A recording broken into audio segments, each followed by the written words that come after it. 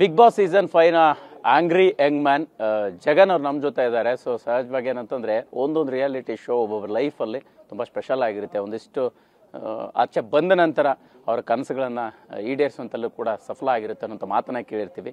But ಇವತ್ತು season 12 ಈ ಹಂತಕ್ಕೆ ಅವ್ರ ಲೈಫ್ ಹೆಂಗಿದೆ ಅಂತಂದು ಕೇಳೋಣ. ಜಗನ್ ಅವರೇ, ಬಿಗ್ ಬಾಸ್ ಸೀಸನ್ 5 ನ ಆಂಗ್ರಿ ಯಂಗ್ ಮ್ಯಾನ್ ಅಂದರೆ ಜಗನ್. ಸೊ ಈಗ ಅಲ್ಲಿಂದ ಇಲ್ಲಿ ತನಕ ಹೋಗಿ ಬಂದ ನಂತರ ಏನು ಲೈಫಲ್ಲಿ ಚೇಂಜಸ್ ಆಗಿದೆ, ಜೊತೆಗೆ ಚತುಷ್ಪಥ ಸಿನಿಮಾದಲ್ಲಿ ಕೂಡ ನಟಿಸ್ತಾ ಇದ್ದೀರಿ, ಏನು ಹೇಳ್ತೀರಿ ಅಂತ? ಮೊದಲನೇದಾಗಿ ಎಲ್ರಿಗೂ ನಮಸ್ಕಾರ. ಬಿಗ್ ಬಾಸ್ ಸೀಸನ್ 5ರಿಂದ ಇವಾಗ ಎಷ್ಟನೇ 12ನೇ ಸೀಸನ್ ಸರ್. ಆಗ್ಲಿಂದ ಈಗ ಆವಾಗ ಆ್ಯಂಗ್ರಿ ಯಂಗ್ ಮ್ಯಾನ್ ಆಗಿದ್ದೆ, ಇವಾಗ ಕಾಮ್ ಯಂಗ್ ಪರ್ಸನ್ ಆಗಿದ್ದೀನಿ ಅಷ್ಟೇ. Big Boss was a part of life sir. ಅಂದರೆ ಅದು ಪರಮ್ ಸರ್ ನನ್ನನ್ನು ಕೇಳಿದ್ರು, ನೀನು ಮಾಡ್ತೀಯಾ ಅಂತ ಹೇಳಿದ್ರು. ಆ ಒಂದು ಟೈಮ್ಗೆ ಓಕೆ ಅಂತ ಹೇಳಿದ್ದೆ. ಸೊ ಎಸ್, ಪರ್ಟಿಕ್ಯುಲರ್ ಆಗಿ ಚತುಷ್ಪಥ ಅನ್ನುವಂಥದ್ದು ಒಂದು ಸಿನಿಮಾದಲ್ಲಿ ಕೂಡ ಈಗ ಮಾಡ್ತಾ ಇದ್ರಿ, ಜನರ ಮುಂದೆ ಬರ್ತಾ ಇದ್ರಿ. ಸೊ ಒಂದು ನಿಮ್ಮ ಪಾತ್ರ ಎಷ್ಟು ವಿಶೇಷವಾಗಿದೆ, ಸೊ ಹೇಗಿದೆ, ಏನು ಅನ್ನುವಂಥದ್ದು? ಮೊದಲನೇದಾಗಿ ಚತುಷ್ಪಥ ಟೈಟಲ್ ಹೇಳೋ ಹಾಗೇನೆ ಇದು 4 ಜನರ ಪಾಯಿಂಟ್ ಆಫ್ ವ್ಯೂ. ಸೊ ಆ 4 ಜನರಲ್ಲಿ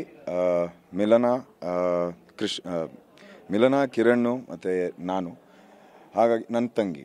ಸೊ ಪ್ರತಿಯೊಬ್ಬರ ಪಾಯಿಂಟ್ ಆಫ್ ವ್ಯೂ ಈ ಸಿನಿಮಾ. ಸೊ ನನ್ನ ಪಾತ್ರಕ್ಕೆ ಒಂದು ಪಾಯಿಂಟ್ ಆಫ್ ವ್ಯೂ ಇದೆ. ಆ ಪಾತ್ ಎಲ್ಲಿಗೆ ಹೋಗಿ ಮುಟ್ಟುತ್ತೆ ಅನ್ನೋದು ಈ ಸಿನಿಮಾ.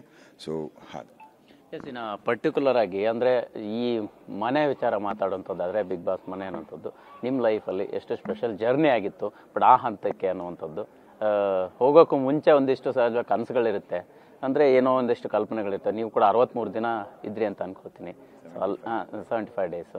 ಸೊ ಹಾಗಾಗಿ ಅಲ್ಲಿನ ಎನ್ವಿರಾನ್ಮೆಂಟು ನಿಮ್ಮ ಲೈಫಲ್ಲಿ ಎಷ್ಟು ಸ್ಪೆಷಲ್ ಆಗಿತ್ತು? ಗುದ್ದಾಟ, ಜಗಳ, ಜಟಾಪಟಿ ಎಲ್ಲವೂ ಕೂಡ. ಸರ್, ಬಿಗ್ ಬಾಸಿಂದ ಬಂದಿದ ತಕ್ಷಣ ಏನೋ ಒಂದು ಆಗ್ಬಿಡುತ್ತೆ ಅನ್ನೋದು ಮಿತ್ತು ಸರ್. ಬಿಗ್ ಬಾಸ್ ಪ್ರತಿಯೊಬ್ಬರ ಜೀವನದಲ್ಲೂ ಒಂದು ಘಟ್ಟ. ಅಂದರೆ ಇವಾಗ ನನ್ನ ಒಂದು ರೆಸ್ಯೂಮೆ ಅಂತ ತೆಗೆದ್ರೆ ನಾನು ಏನೇನು ಮಾಡಿದ್ದೀನಿ ಅನ್ನೋದ್ರಲ್ಲಿ ಬಂದರೆ ಅದರಲ್ಲಿ ಬಿಗ್ ಬಾಸು ಒಂದು ಪ್ರಾಬಬ್ಲಿ ಜಾಸ್ಪೋಜರ್ ಬೇಕಾಗಿತ್ತು. ಸೊ ನಾನು ಹಾಗೆ ಹೋದೆ ಒಳಗಡೆ. ಸೊ ಅದರಿಂದ ನನಗೇನೋ ಆಗ್ಬಿಡುತ್ತೆ ಅನ್ನೋದು ಇಲ್ಲ, ಅದು ಒಂದು ಪಾರ್ಟ್ ಆಫ್ ಮೈ ರೆಸ್ಯೂಮೆ ಅನ್ನೋದು ಹೇಳ್ಬೋದು ಸರ್.